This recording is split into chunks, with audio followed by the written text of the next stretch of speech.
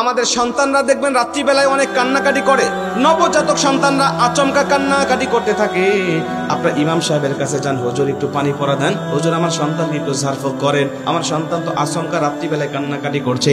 ইমাম সাহেবকে রাত্রিবেলায় গিয়ে আপনারা ডিস্টার্ব করেন। কিন্তু ইসলাম ধর্ম এমন একটা ধর্ম, এটা সবার মাঝে আমলগুলো প্রকাশ করে দিয়েছে। একটা ইমাম যা জানবে, একটা কৃষকের সন্তান একই রকম জানবে। অন্যান্য ধর্মের যেমন ব্রাহ্মণের সন্তান ব্রাহ্মণ জানতে পারবে, কিন্তু নিম্ন শ্রেণীর যারা তারা জানতে পারবে না তাদের ধর্ম। এমন ইসলাম ধর্ম নয়। ইসলাম ধর্ম সব প্রকাশ করে দিয়েছে আল্লাহ তাআলা, আল্লাহর হাবিব সব আমাদের মাঝে প্রকাশ করে দিয়ে গিয়েছে।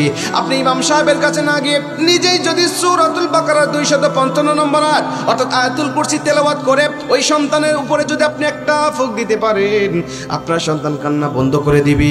এরপরেও যদি কান্না বন্ধ হয়, শয়তান যদি খুব বড় সন্তান হয়, তাকে যদি খুব আসর বেশি করে ফেলে, আপনি সূরাতুল ফাতিহা একবার পাঠ করবেন, আয়াতুল কুরসি একবার পাঠ করবেন, কুল আস-সালাসা অর্থাৎ 3 কুল পাঠ করবেন, সূরা ইখলাস, সূরা ফালাক, সূরা নাস। এটা পাঠ করে তার দিকে যখন আপনি নিঃশ্বাস দিবেন, আগুনের কয়লা পানির উপরে ছেড়ে দিলে যেমন আগুনের কয়লা মুহূর্তের মধ্যে নিস্তেজ হয়ে যায়, আপনার সন্তানকে এভাবে আপনি যখন একটা ফুৎকার দিবেন, সঙ্গে সঙ্গে আপনার সন্তানের কান্না ভালো হয়ে যাবে।